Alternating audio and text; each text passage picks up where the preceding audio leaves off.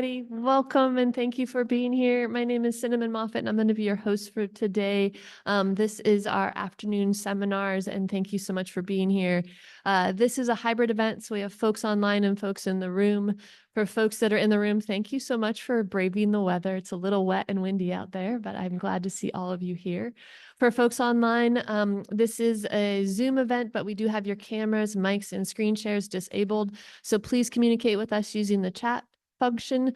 Type any questions you might have in there, and our volunteer Roseanne will read those out for our speaker today so you can engage in the event.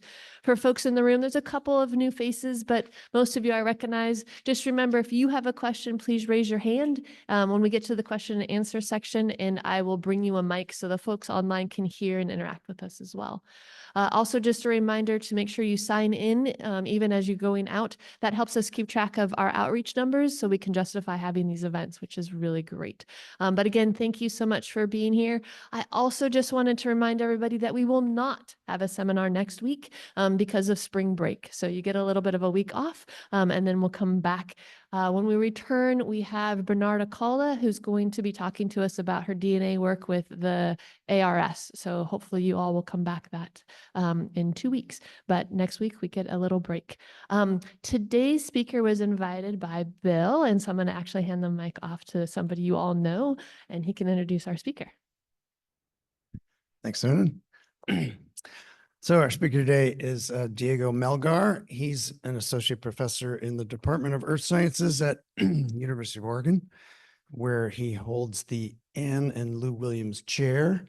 He's also director of the Cascadia Regional Earthquake Science Center. His research focus is in the areas of earthquakes, tsunamis, and early warning systems, all things that we're interested in here on the Oregon coast. And today he's going to talk about how much can we really know about the last Cascadia earthquake in the year 1700. Thank you for coming over the coast, Diego. Thanks, Bill. Good afternoon, everybody. It's a pleasure to be here. Thank you, Bill, for the invitation. Thank you, Cinnamon, for graciously hosting me. What a wonderful venue to talk about this. It's my first time here, not in Newport, but my first time in this building. So I'm very excited to share with you. This is work that we've been chipping away at maybe for the last 3 or 4 years. I started working on the Cascadia 1700 earthquake when I got to the University of Oregon. And, you know, when you get there, everybody tells you about this mythical earthquake. And so naturally, one gets curious, you start reading, and sometimes research ideas follow and you're off to the races. And so that's what I would like to talk to you about today. So this is the bottom line, if you want to tune out for the rest of the hour. Most of you will know there has been no great earthquake in Cascadia in what we seismologists would call instrumental times, which is the era of digital seismology, roughly, you know, or analog seismology, roughly from the 1920s till present day.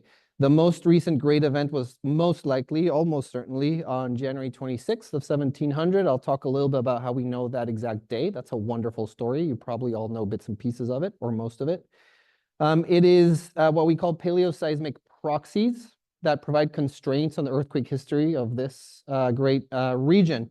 And from this, a very important conclusion has been drawn that really is part of our collective consciousness as Oregonians and Pacific Northwesterners. And that's this concept that the 1700 earthquake broke the entire plate boundary. And what I mean by that is depicted here. The details of this picture are not super important. What I want you to take away from this is that this is the general consensus view of 1700, that from Cape Mendocino in Northern California through Northern California, Oregon, Washington, and BC, that 1700 earthquake must have broken, unzipped everything in the subduction zone. And so the colors here, we'll look at a lot of these models. The colors here mean how much the plates moved past each other at their interface. And the interface is here in this cutaway cross-section. So wherever we see purple, we'd be talking about motion here underneath our feet of about 20 meters in that particular model. But that's what's important about 1700, that the predominant view is that it unzipped the entire subduction zone from wall to wall. Now, I'm going to talk about systematic improvements in modeling of these large events. And we're going to revisit this issue. Do we actually know that to be true? So I'm going to systematically test which ruptures match the geology that we see throughout our coastal region. And I'm going to conclude that yes, it's totally possible that that's the truth, that 1700 broke the full plate boundary. But I'm going to try to argue that we don't actually know that beyond a reasonable doubt. And it's entirely possible as well that the 1700 event could have been a sequence of several events spanning years to decades. There was one, if you're friends with volcanologists, they'll call the paroxysmal event. There was one main event still in January 26th of 1700, but there might have been foreshocks or aftershocks, some of them quite large, that could have filled out the rest of the plate boundary. And from the geology point of view, we cannot distinguish these two end member models. So why do you care about that? Or why should you care about that? Part of it is because it's just good basic science to know what the hell is going on in this system. So whether the system breaks in one single big event, always, all the time, whether it breaks in partial sequences, always, all the time, or whether it switches modes of behavior, sometimes in one big event, sometimes in a sequence, that's interesting. And so we wanna know that to understand the geodynamics of the Cascadia subduction zone. You care because seismic hazard maps like the one that is shown here that show what is the likelihood of strong shaking, red being bad, orange being also bad, yellow being less bad, and so on. These maps underpin everything. The way this building's designed is based on this map. The way we design everything, our firehouses, our schools, even single family homes, depends on knowledge of what hazard we expect. And what goes into making this map that the USGS updates frequently is our state-of-the-art knowledge about the subduction zone. So as that knowledge evolves, the map changes. Hopefully it becomes more precise. The same thing is true for tsunami hazard. Those blue lines around town, they're based on this knowledge. Somebody did a hydrodynamic model based on an assumption about the subduction zone, and that led to a regulatory framework that made that line. So from an applied science point of view, we care and we want to know these things. So this is a story that I'm going to tell you today about paleoseismic proxies. I'm not a geologist. I'm a seismologist or a geophysicist, if you want to think about me that way. But what I've tried to do throughout this work is marry that with actually what can we see and what can we touch and what's recorded in the landscape left behind by these earthquakes. A paleoseismic proxy, I'll talk about these a lot, is a clue, something left behind that can be attributed to the earthquake. It's not direct evidence of the earthquake. If any of you have been to Southern California or more arid regions of the world, you can cut a trench across a fault and you can literally put your finger on the earthquake. We can't do that in the subduction zone, so we look for these pieces of indirect evidence. We call those proxies. And there's many kinds around the world. Some of them quite famous, like coral microatolls in the South Pacific. We don't have coral microatolls here, but we have other cool kinds of paleoseismic proxies, some of them probably known to you that have worked in this region. The most famous one has to do with land level change. And this is the type location, the Neowayakam in Willapa Bay in southern Washington. This picture of the Goose Point Oyster Bay Company is right there. This picture is taken from the south looking north. Right at that red arrow, there's a road, and you can amble down to this tidal inlet stream. And so you can see this is at low tide. You can see these mud flats. I feel almost self-conscious explaining this to this room. But so this is at low tide, so it reveals these mud flats. And if you go down to these mud flats, and this is the work that was happening in the late 80s and early 90s, and you scrape away at the mud with this trenching tool, this is about a meter in length, you can reveal something that looks like this. And so you see the marsh up here. This is the present day marsh, these tufts of grass. You can stand up here looking down at the stream. And what you see here is this really organic, rich soil horizon that looks exactly like the present day marsh. So the interpretation there is that something happened that produced about 6 feet, meter and a half of subsidence and put the present day marsh below the intertidal level where whatever vegetation was there died, and then you start accumulating intertidal silt anew. And so this berry marsh soil is interpreted to be a record of an earthquake. What else could drop the land by 6 feet from Northern California all the way to BC? Because we see these kinds of paleoseismic proxies across the entire margin. Now, in this picture, you also see right there above the buried marsh soil, you see these rhythmic sand deposits. You can count maybe 1 right there at the contact, 2, 3, 4. If you zoom in, you can see more structure there. But the interpretation there is that you get, your 6 feet of subsidence in the first minute or 2 minutes after the earthquake, co-seismic subsidence, we'd say. Tsunami comes rushing ashore at this location in Willapa Bay, probably 60, 70, 80 minutes after the subsidence. And in 4 pulses or 5 pulses of inundation leaves behind the sandy deposit. Again, we see this up and down the margin. So this is what we mean by proxies, indirect evidence that something must have happened. And there are others that I'm not necessarily going to talk about, but you can ask me about. Famous ones are turbidites, offshore landslides, essentially, that leave behind evidence down, especially down canyons. There's co-seismic shaking, dislodges silt and sand and other kinds of sediment, comes rushing down the canyon and gets left behind. We can go and core those and date them and hopefully correlate them from location to location. But really, the crux of the story that I'm going to tell you today is this land level change and indirect evidence of the tsunami, both here in the Northwest, and I'll also talk about far field tsunamis in Japan. So these estimates of these locations where we see co-seismic subsidence are in a lot of places. And so here in these green dots are places along the margin. Here's the Washington-Oregon border, Oregon-California border for reference. These are places where these have been identified, and most importantly, where the amount of subsidence has been estimated, quantitatively estimated. And this is done these days using microfossil analyses. Folks, paleoseismologists and people that do microfossils look at assemblages, mostly of forams, now also of diatoms, and they can estimate the land level change based on how the assemblages change. This is the same technique maybe that some of you know is used to do reconstructions of sea level. It's exactly the same phenomenon. And so what we're looking at here are these estimates, and across the margin, you get about 1 meter to sometimes maybe, this is the 1 sigma uncertainty, maybe 1.5 meters to 2 meters in some locations up and down the coast. But the important thing is there's subsidence everywhere. Other pieces of evidence that we'll talk about shouldn't talk about them in this slide. Some of you might know about the trees, very precisely dated Western red cedars that we know died between 1699 and 1700. These are only 7. There's only 7 trees we've dated in this way, and they're all at these 4 locations in the yellow diamonds.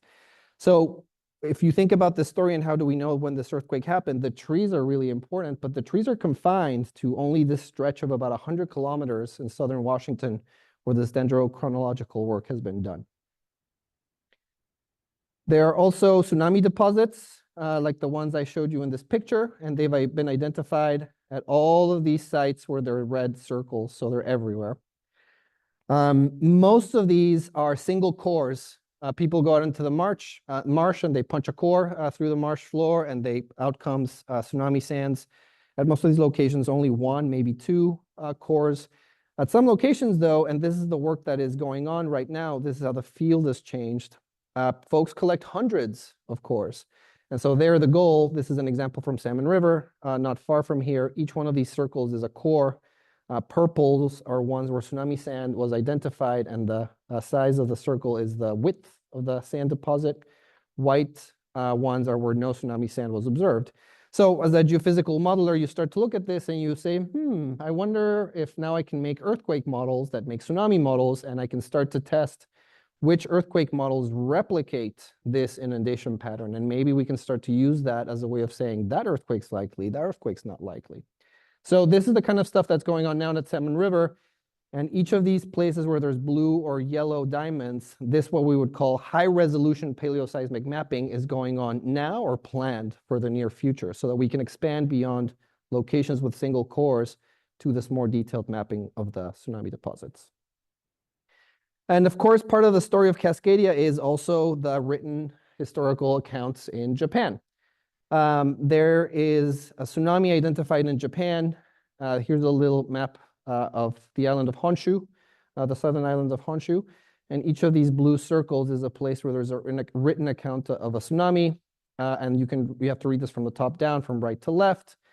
This is from the Miyako District Magistrate's Office, saying that in Kuwagasaki village, on this day, at this time of night, a tsunami came. Villagers scampered to the hills. Afterwards, a fire burned 20 houses. It also burned 13 houses were carried away by the waves. The flood and fire at the same time happened, and so on. And so this is a bureaucrat's account to the home office of something that happened in his or her village, asking for help. But what is really important is that it gives you the time. And so the reason this was important, and this was pieced together by Japanese authors and Brian Atwater and others in the late 90s and early 2000s, is that in this written account, what was most striking is there was no shaking. Nobody reported any shaking. So this account, this led to what is now known as the orphan tsunami, a tsunami with no earthquake associated with it. And because in many of these written accounts, you know exactly where the damage was, there are some reconstructions shown here of the likely amplitudes of the tsunami at each of these little blue circles, from 2 to 4, 5, maybe even just underneath 6 meters in some locations. And so again, as a geophysical modeler that I am, you start to think, well, I can make tsunami models, and now I can start to test what kinds of earthquakes are needed in order to replicate these tsunami amplitudes as well. And there's the turbidites that are observed. Here's a map from Chris's original paper in 2012, showing some of the locations where turbidity currents or turbidite deposits were found. These are also a very important part of the story that I'm totally going to ignore. And you can ask me again, you can ask me why I'm ignoring it later. But in short, it's because they're really hard to model. And so creating an earthquake and tsunami propagation model and a sediment transport model that can replicate where and how the turbidites get deposited is phenomenally complicated right now and not really within reach of what we can do. So modeling the turbidites so that we can use them to assess what earthquakes are likely or not likely is sort of frontier science. Now, in all of these paleoseismic proxies, most of these tell you that an earthquake happened. They don't tell you that a single earthquake is responsible for all of them. And so in order to put that together, that story together, you need dates. You need to know when was the subsidence, when was the tsunami deposited. We have some dates from the trees, and we have some dates from the written account in Japan, but we need dates from radiocarbon dating or other geochronological methods to figure out and correlate that this must have happened up and down the margin. And that is really hard. And so this is a really busy slide. The details are not super important. What I want you to see is these are date estimates for different tsunami deposits and subsidence deposits. And I want you to see that the width of a single date estimate is about a few hundred years. And so when folks find, they do carbon-14 dating on a piece of rhizome or something from a plant they found in a deposit, typically that's the best that we can do. 50 years, 100 years, or so on. And so that makes it really tricky to correlate across the margin and say, okay, all these places where there was subsidence or where there was a tsunami deposit, they must have been from a single event that happened in a singular moment in time. The geochronology alone doesn't let you do that. Back in the 90s and into the early 2000s, when the story was being pieced together, really it was the trees that cemented this notion that everything must have happened all at once. And so I already spoiled the punchline of this slide, but the punchline is that there's the 7 western red cedars. I know a little bit about the dendrochronology, and I'm happy to talk about it, but it's not my field. But there's these 7 western red cedars at these 4 locations where we know for a fact that they last put on bark between the winter of 1699 and the spring of 1700, and they were killed by coseismic subsidence. So that brackets that down to a 6-month window roughly where that must have happened. But again, this dating alone, especially because it's circumscribed just to this 100-ish, 120 kilometer or so stretch of the Washington coastline, does not tell you that a single event explains all the proxies. So given advances in modeling since this work was done, what can we say today about what explains these proxies? Okay, here's the seismology piece of this talk. This is my bread and butter. This is what I spend my days when I'm not, pushing paper, writing grants, and doing that kind of stuff. This is the seismology that I'm known for. And so I'm going to try. I couldn't avoid having 20 slides on the seismology of this. So I'll try to digest it for you. And you can ask me about it afterwards. But what I do is I have this code that I started developing in my postdoc called fake quakes that I have to say I named before our current president was even candidate. And so it has nothing to do with that. I feel like the moniker fake now has a bad reputation, but the code already existed, so I had to keep going with it.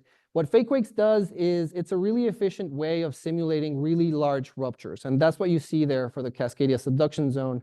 You see a rupture starting somewhere at this hypocenter, and you see this pulse of slip radiating out. And typically, these models take, a supercomputer and a day, on hundreds of cores to run a single model.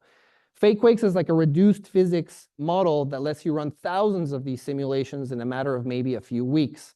And so rather than wait for a single event, you can now have this ensemble of thousands of ruptures. And if you have thousands of ruptures, you can start to compare them against the geology to see what works and what doesn't work. And that's called a stochastic slip modeling method. Again, I'm going to try not to go into too many details, but I'll go into some details. So stochastic slip modeling means that you can consider the amount of displacement on a fault, on an earthquake, you can consider that a random process. And so most of you are going to be well acquainted with random noise when it comes to time series. And so there's an example here of a time series of white noise. But just because something is random, it doesn't mean it's lacking in structure or lacking in order. Gaussian white noise has a mean and a standard deviation. So there's two parameters that give that random process some properties.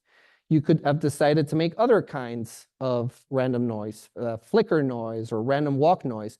This is also a random process, but it has different parameters describing it. There's some order to that randomness.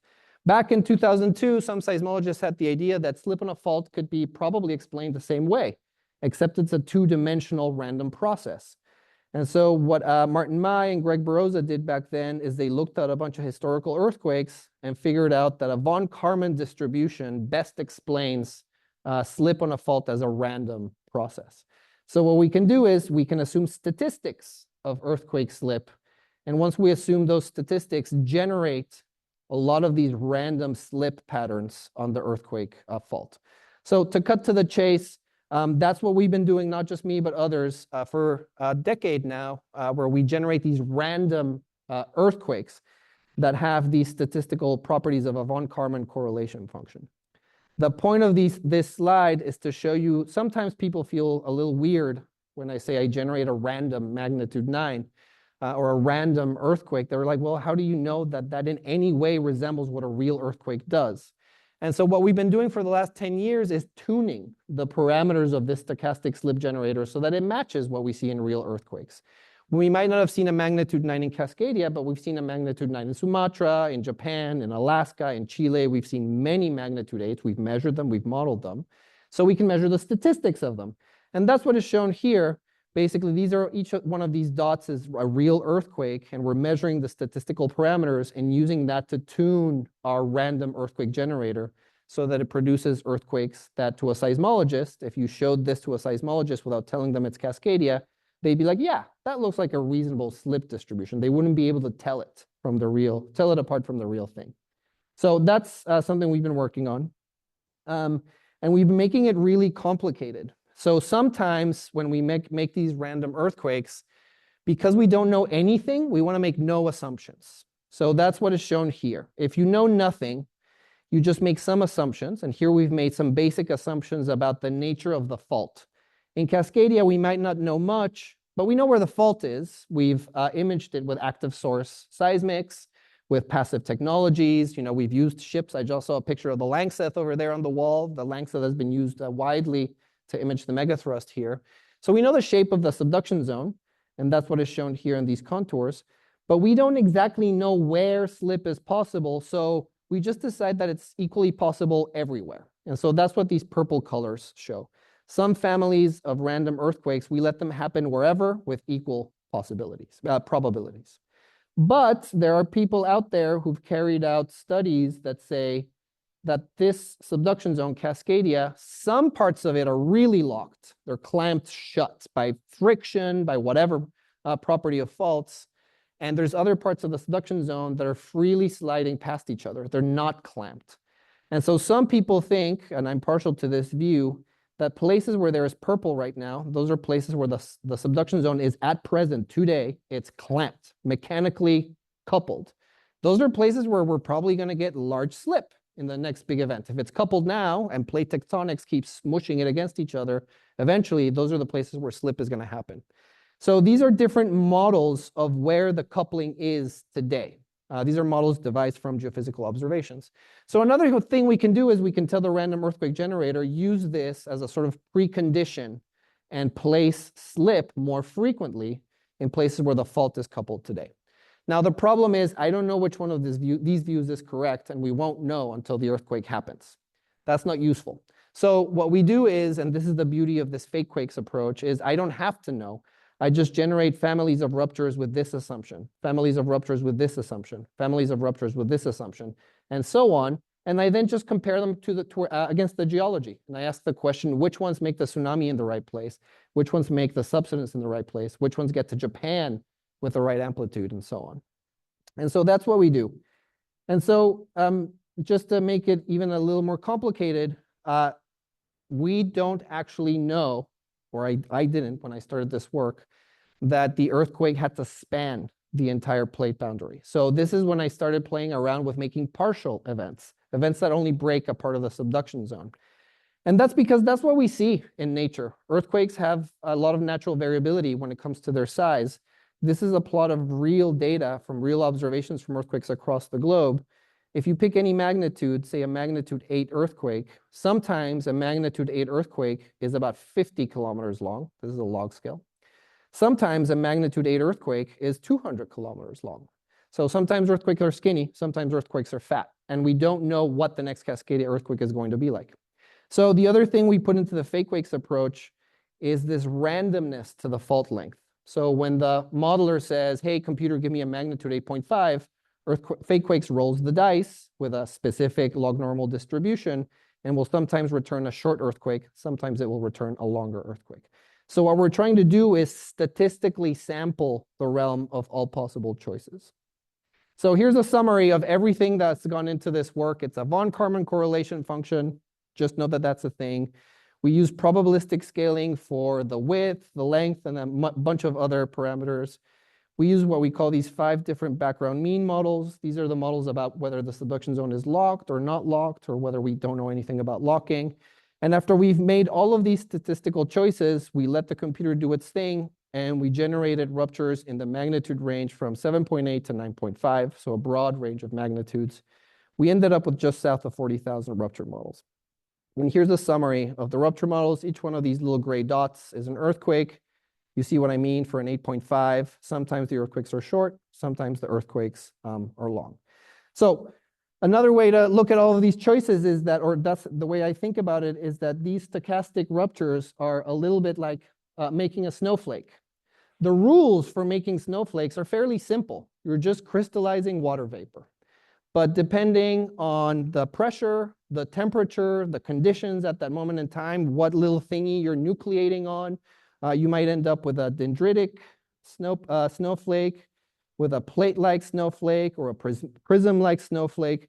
But the physics that's going on, it's really not that complex. It's just that the statistical aspect leads to a wide variety of behavior. So that's the same kind of phenomena we're trying to capture with fake quakes.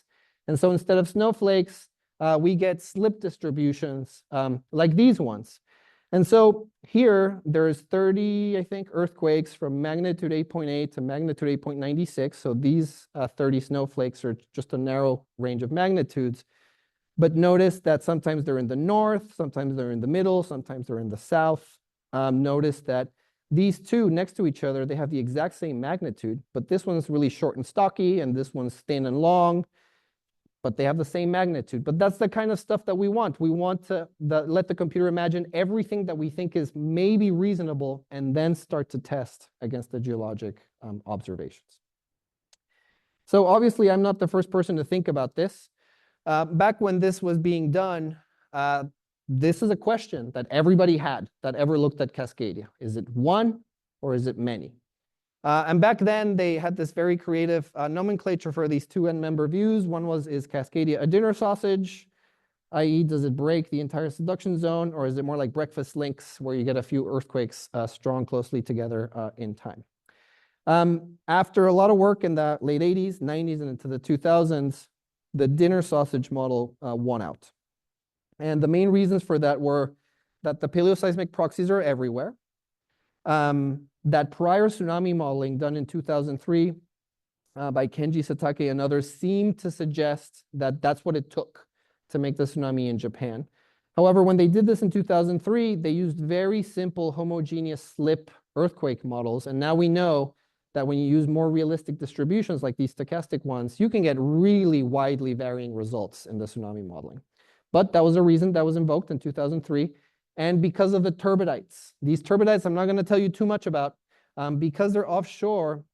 Chris Goldfinger and other folks that worked on the turbidites argued that the turbidites had to be co-evil, that the turbidites that were observed in the south had to have happened in the same moment as the turbidites that are observed in the north, basically using something called the fingerprinting hypothesis, that the pattern of deposition in the core could be correlated from Washington to Northern California.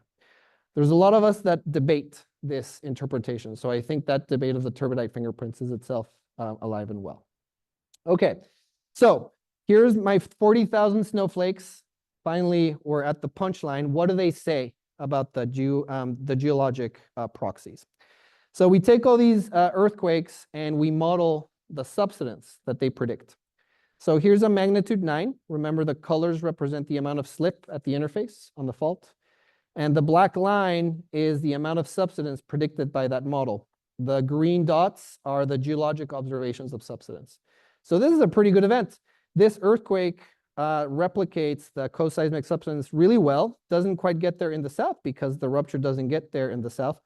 But that's not a reason to disqualify this event. So the rules we apply are that if an event explains its local subsidence signal fairly well, we'll let it through. We'll keep it as a plausible event. And we define that it has to fit the subsidence to an RMS of about 0.5 meter because reasons. We had to pick a threshold. You could have picked another threshold. But that's roughly the uncertainty in the geologic measurements themselves. And then for each of those events that make the correct subsidence signal, we model them to Japan. And so that's what you're seeing here, a hydrodynamic model that gets all the way to Japan.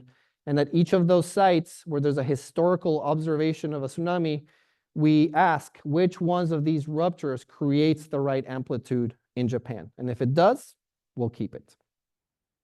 Okay, so here we go. 40,000 ruptures. This is the misfits to the subsidence. I'll interpret this for you. Out of the just under 40,000 ruptures, 1,600 of them fit the subsidence really well. So we're doing great. We just threw out 30,000 or so ruptures as unlikely candidates. They just do not produce the right geologic subsidence. Out of the 1,600 ruptures that we keep, they have a magnitude distribution shown here. And now we model 1,600 tsunamis to Japan. Here are all the locations in Japan. Kuwagasaki was that one from the written record. And this is the range of tsunami amplitudes we need in Kuwagasaki. But we want the range of amplitudes to be satisfied at all the locations in Japan. So what we find is that out of those 1,600, just under 100 also fit the tsunami in Japan. They get to the right amount of amplitude in Japan. And those earthquakes have this distribution of magnitudes from about 8.7 to about 9.1. So the earthquake also can't be too big. If it's too big, then it overshoots the mark in Japan. Now, importantly, we also have 500 events that make the right subsidence here in the Pacific Northwest, but their tsunami is too teeny tiny in Japan, smaller than 30 centimeters. And so these are events that may be made a part of the subsidence signal, but because their tsunami is too small, they would not have been noticed in Japan. There would have been no written record of that tsunami in Japan. So we have two families of earthquakes. The events that match the subsidence and the Japanese tsunami, they have a whole host of ruptures of lengths. Sometimes they're really short, 400, 300 kilometers. Sometimes they're really long. They're plate boundary spanning. They break the entire thing. But it's definitely not a requirement that an earthquake break the entire subduction zone to get to Japan with the correct amplitude. Something that's interesting is that it's events in the north. Each of these dots is roughly where the geographic centroid of the rupture is. The events in the north tend to be the ones that are longer and get to Japan. Shorter events with shorter rupture lengths, they have to be in the south. Short events in the north don't make the right tsunami in Japan, and we can talk about why that is. It's because the subduction zone is pointed in the wrong direction. The tsunami waves don't radiate to Japan with enough energy. But again, definitely possible to have partial ruptures. Okay, so now the name of the game is, can I string together in this breakfast links type of approach, can I put together many of these smaller earthquakes and fill the subduction zone and recreate the subsidence signal? So we made some rules, some heuristics for this. Only one event can make a big tsunami in Japan because there's not a written account of multiple orphan tsunamis in Japan. As many as 4 more earthquakes can be used that make some subsidence, but have a tsunami that's too small in Japan. And the misfit to the subsidence, when you add everything together, that still has to be good. We still have to match the local geology, and we're not going to let ruptures overlap too much because that's not what we see in nature. When many earthquakes break a subduction zone, we don't often see re-rupturing of a patch that already broke. So it's still possible that one event, here's an example, n equals 1. This event breaks the entire plate boundary, makes the correct subsidence signal, and this event makes the right tsunami in Japan. That still could be January 26, 1700.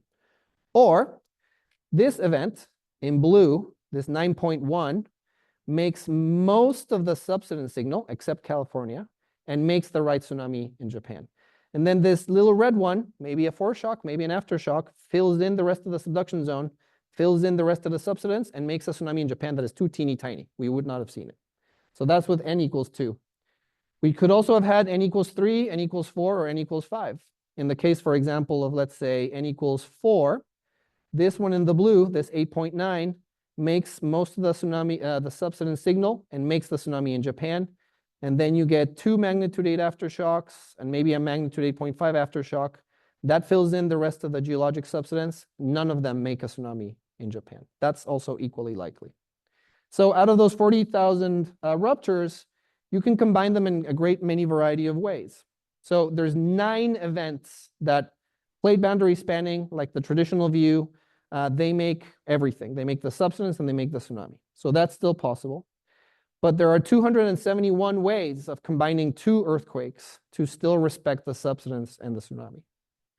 There are 66,000 ways of combining 3 events from this data set to reproduce the tsunami in Japan and the subsidence in Cascadia.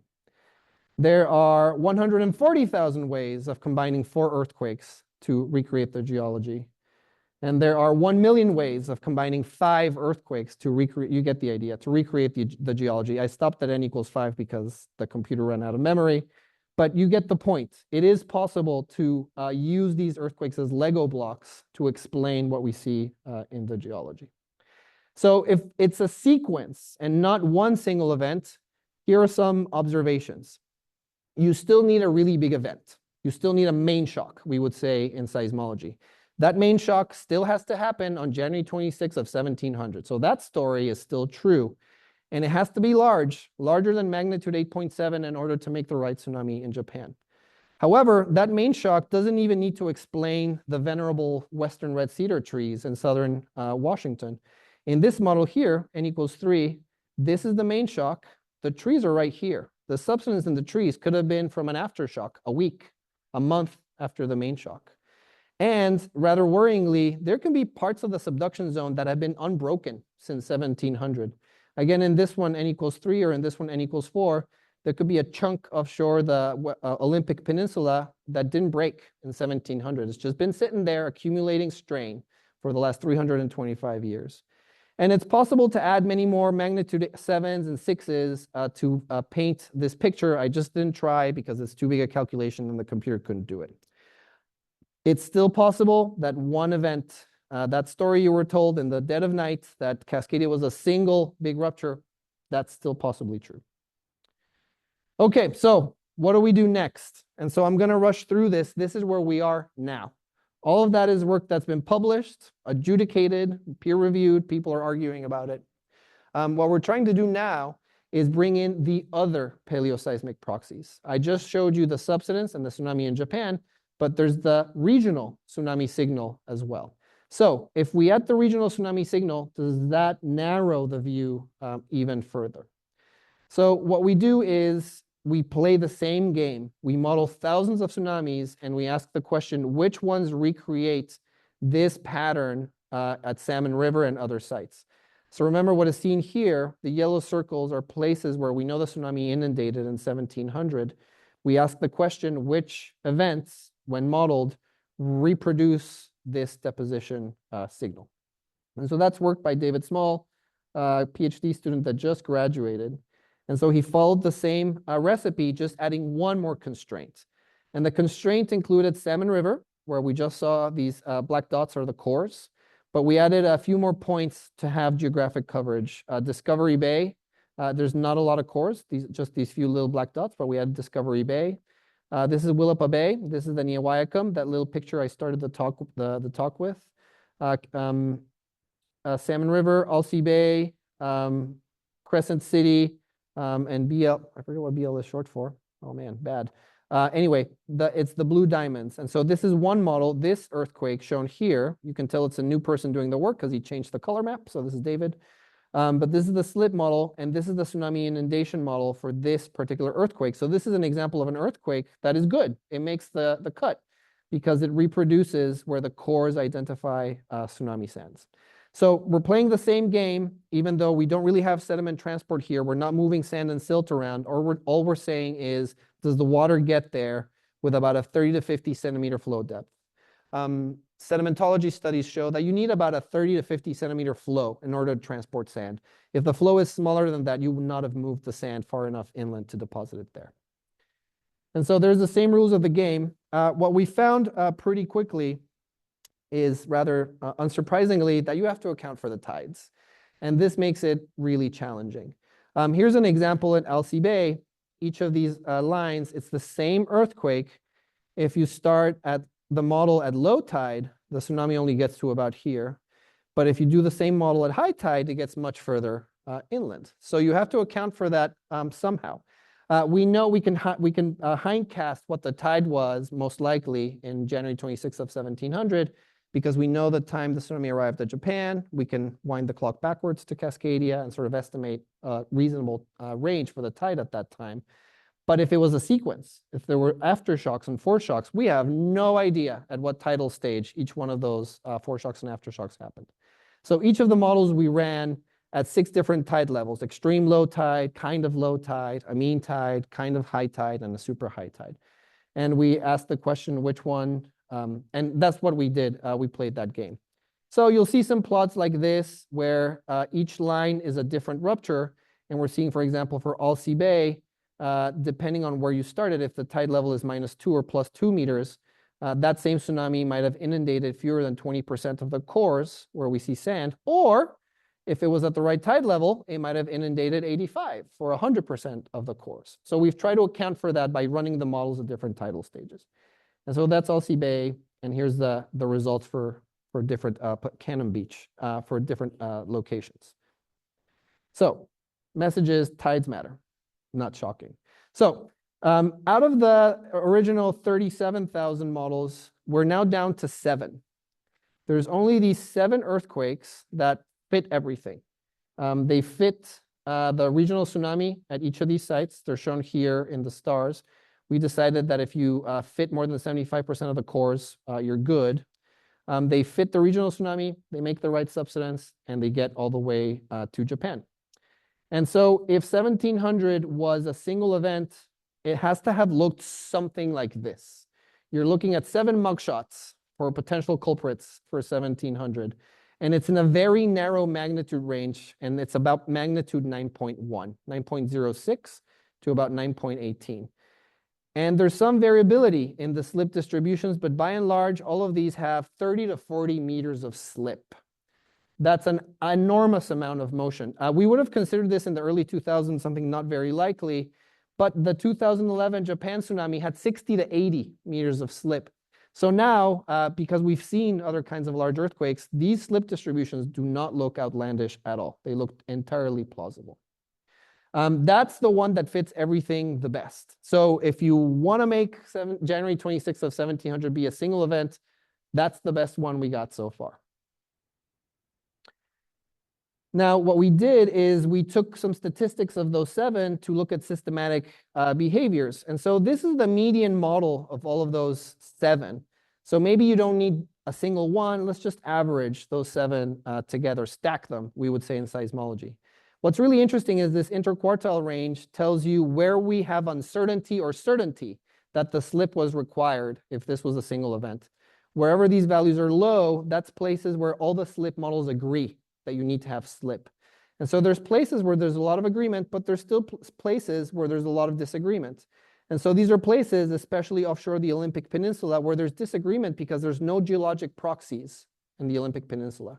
If we actually had a few points in the Olympic Peninsula, we would probably close this gap and this would turn white. So this is also useful because it tells us where we need geologic sampling in the future in order to narrow this down even further. And sequences, still possible.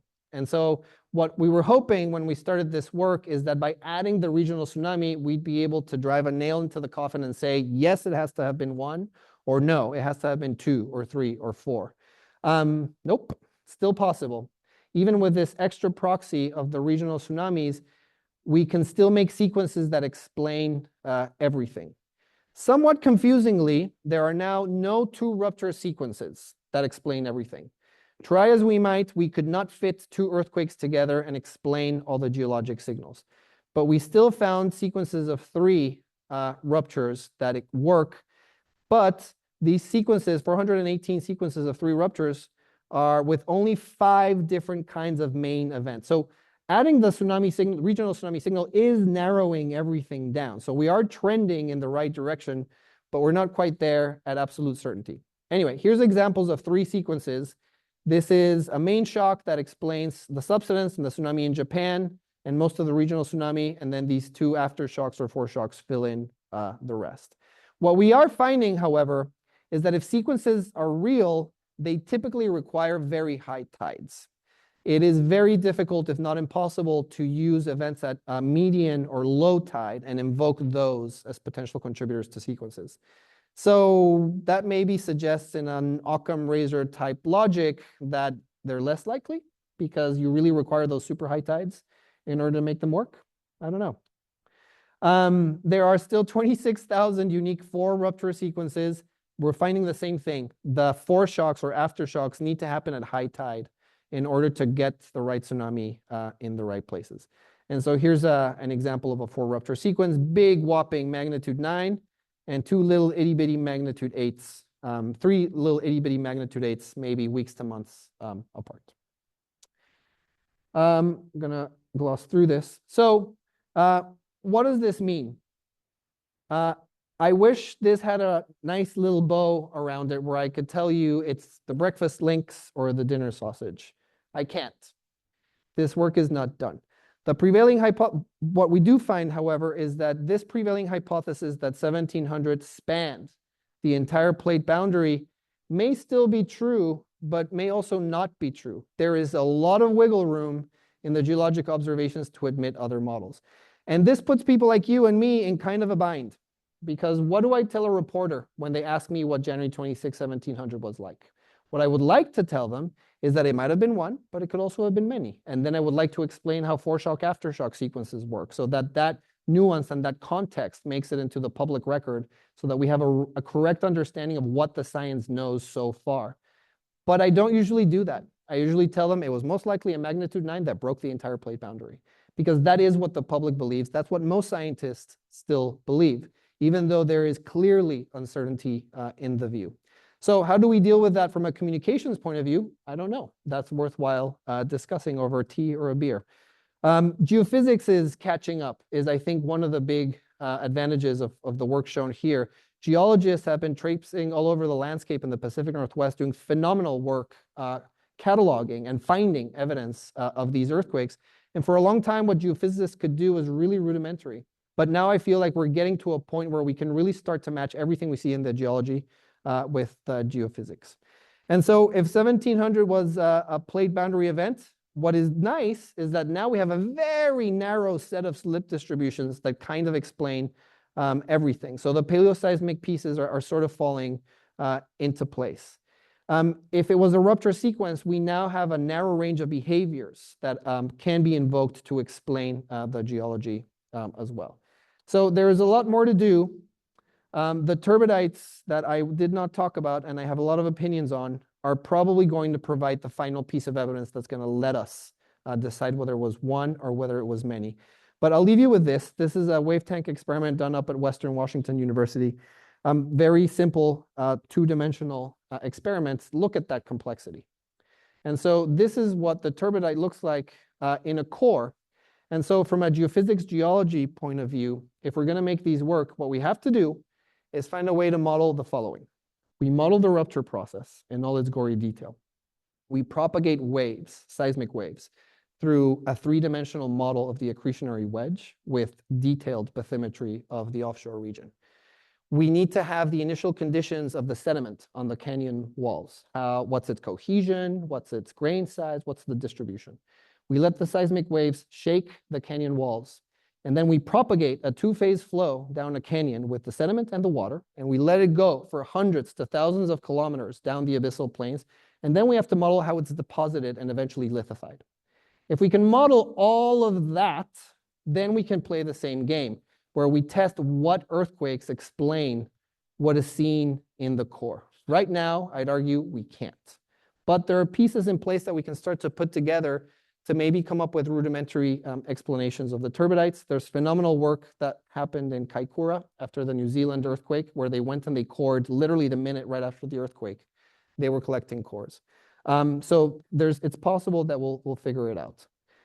We also haven't done sediment transport modeling even onshore. All these wonderful animations I've shown you are of just water over bare earth. We're not allowing scouring or anything like that or moving sand or sediment around. Maybe what we should be doing is with these sediment transport models, asking not just does the tsunami get to the right place, but do I deposit the right thickness of tsunami sand at each of those locations? That's something that's also in the near future. Now, ultimately, all of this is not just an academic exercise. It matters because, again, we use models like this one that I'm showing you here to make maps like this one of Seaside and Gearhart, not too far away from here. And as our understanding of the subduction zone evolves, what we are finding in some places is that the way we drew tsunami inundation maps using very simplified earthquake models is no longer sufficient. In Oregon, luckily, just to cut to the chase for another talk some other time, in Oregon, we're finding that the tsunami maps with this new, more evolved understanding are not bad. We're in good shape. In Northern California, the situation is more dire. What we're finding is that there's places in Northern California where the current tsunami inundation lines are easily exceeded by many of the earthquake models that I showed you today. So this is really important that we figure out. That's what that says. And so I'll stop there. And I'll simply say that to figure all of this out, we've been funded recently to start this new earthquake center. We're a year and a half old. Crescent, the Cascadia Region Earthquake Science Center, is supposed to bring everybody together to sort of answer these science questions and move the needle forward on our scientific understanding of Cascadia. But we also have to get emergency managers together, urban planners, community members. We also have to get teachers and educators that want to learn about what is the cutting edge science in Cascadia and how to talk to people about it. So if you're interested in engaging with us, you can find us there at cascadiaquakes.org. Send us an email or just come and find me. And if you have ideas about what we should do next, I'd be glad to hear them. And I will stop there. Thank you.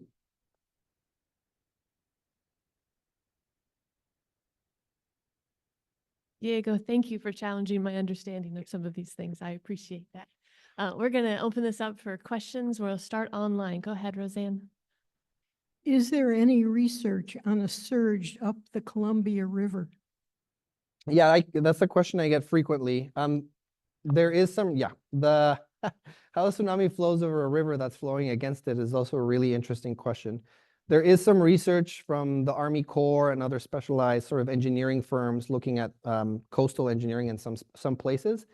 I'm not aware of a lot of widespread studies looking at that. So that's also a place where a big impact could be made, is in interactions between the tsunami and here, for example, in Yaquina Bay. We never account for what the rivers are doing. All right, questions in the room? Hey, Diego. Thank you very much. That was an excellent talk. Really interesting. I'm curious about your stochastic model. You're saying it's matching the geology. I'm wondering if you built in like the geology we understand about the subducting plate. You know, we do know that segmented in places. There's seamounts that are being subducted. Those would cause a lot of segmentation that seems to be reflected in your stochastic model. Is that something you considering building in or can build in the future? Yes and no. So we used the real three-dimensional structure of the subducted plate.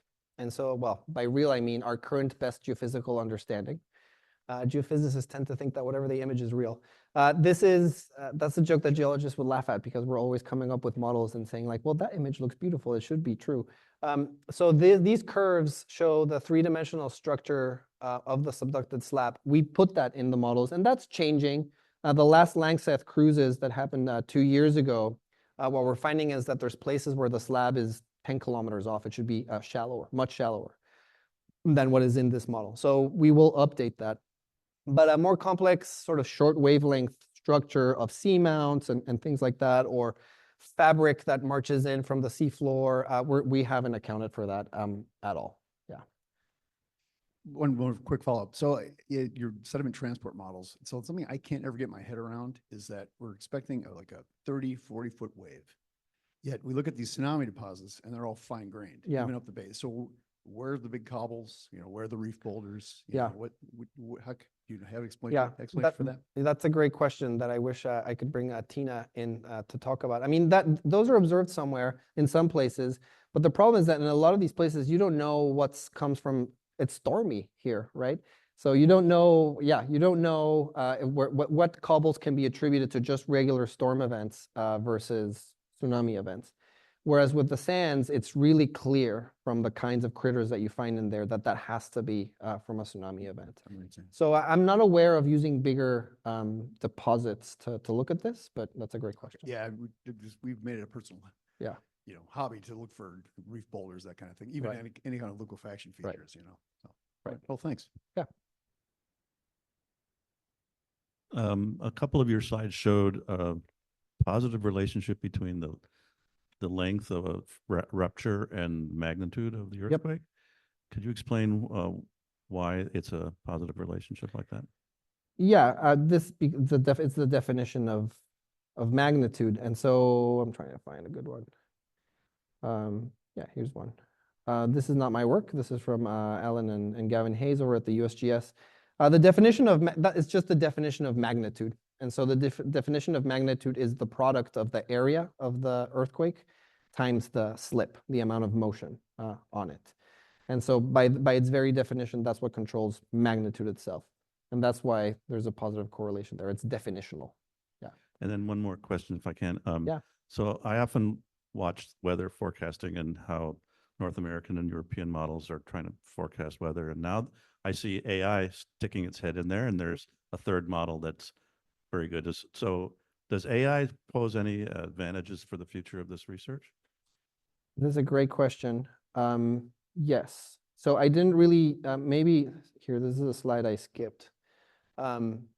So yes, for the warning component of it. And so what we are faced with now is that calculating the hydrodynamic models in real time is kind of tricky, not just because it's numerically challenging, but because we might not have enough information in real time.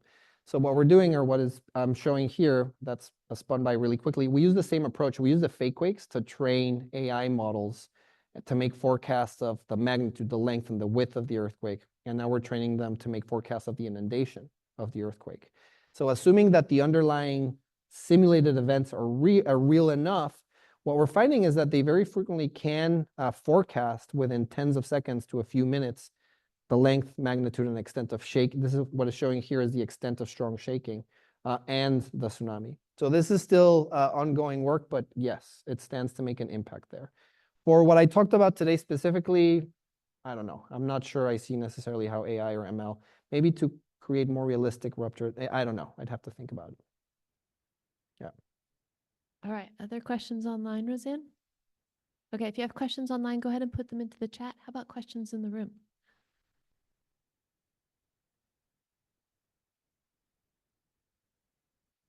Wonderful talk. Thank you. It's a two-questioner and you can choose whether to answer both. But the first one would be the fact that it's end of January, predicted in the 1700 earthquake. Could the fact that king tides happen in the wintertime increase the probability of those higher tide events?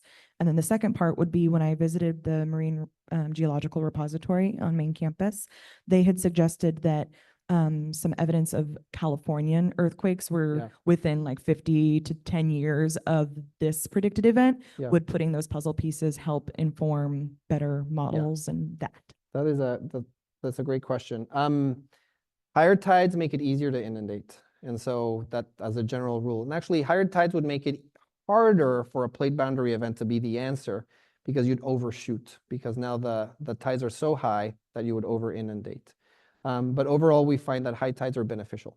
And that's why in the case of the sequences, we're finding that it's really, really hard. We really do need those extreme tides in order to make a small itty bitty, I love how small is magnitude 8, a small itty bitty magnitude 8 inundate far enough inland. So the king tides would be really important. Now, again, if you're a little suspicious of what I just told you, you might start to think like, well, if you need those extreme tides, then that starts to suggest maybe that isn't the right solution, but it's a solution. The San Andreas Fault is right there. And this is an area, let's see if I have a good regional map. Yeah, this is a good one. There's the San Andreas Fault right there. Cascadia ends right there. And we have three, the Transform Fault offshore and the San Andreas Fault. And there's no reason why there isn't crosstalk between those systems. Now, that's also itself hard to model. And so how much there's a correlation between those systems is tricky. The way I think about it is if you see those compound pendulums where you have like pendulums that there are different lengths and you start them all at different moments, the system starts super chaotic, but every now and then two pendulums start swinging together and then they become unsynchronized. So that's kind of how I think of faults. There are systems that mostly are doing their own thing, but every now and then, every 20 earthquake cycles, they swing together. And so you might get into a situation where San Andreas goes in a 1906 type rupture, and then Cascadia goes. Totally within the realm of reason. That could totally be a thing. Whether we're in that situation right now today for the next earthquake, I don't think we know enough. I will say for the turbidites, the San Andreas Fault is really important. There's more turbidites observed in the south. That has been invoked in the past to say that there's more partial ruptures of Cascadia in the south. My sense is that there's more turbidites in the south because the San Andreas Fault is right there. So the turbidites are produced by both the San Andreas and Cascadia. But that's a matter also of some debate. Yeah. Diego, can you go back to your slide where you have your contact information on it? My what? The email contact or the Oh, yeah. just wait Oh, that I don't up think as I we put kinda down my wrap up. email. Not your email, but I'm go ahead to the Googleable. website. Wonderful. I think we're going to wrap up there, but if you have additional we go. questions for Diego, I do have my email somewhere. Here we go. there we go. Thank you. Reach out directly, and it sounds like we've got some exciting work that's coming up that's going to be really interesting. And for folks online, thank you so much for being here. So wonderful that you were all here. And then remember, next week, no seminar, and then we'll start again after the spring break. So thank you, everyone. One more round of applause for Diego.